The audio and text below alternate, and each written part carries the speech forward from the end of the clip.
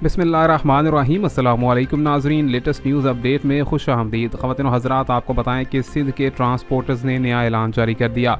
Local transporters ने बताया है कि शहरों में रिक्शा, वैगन और तमाम तर पब्लिक ट्रांसपोर्ट को बंद रखा जाएगा, ताहाल कि यहाँ पर पेट्रोलियम मसनूआत की कीमतों को कम कर दिया जाए।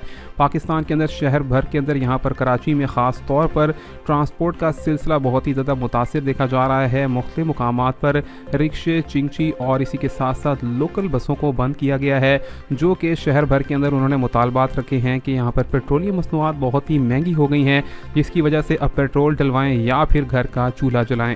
ख़वातीन व हज़रात, यहाँ पर आपको बताते चले कि शहर भर के अंदर हड़ताल करने का भी ऐलान किया गया है। इसी के साथ साथ बहुत सी ताजिर बरादरी ने भी ऐलान किया है कि कराची शहर को बंद किया जाएगा, यहाँ पर मुकम्मल तौर पर उस वक्त तक कि पेट्रोलियम मसनूआत की कीमतों में कमी ना कर दी जाए। ख़वातीन व हज़रात, इस हवाले से आपकी क्या राय है, कमेंट्स में ज़रूर बताइएगा। क्या सारिफीन के लिए भी ये उतना ही मुतासिर कुन है जितना कि ट्रांसपोर्टर्स के लिए है? तो आप लोग अपनी राय से कमेंट्स में आगाह कीजिएगा।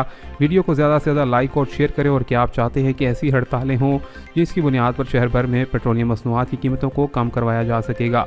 मिलेंगे नई अपडेट में, तब तक के लिए अल्लाह हाफिज़।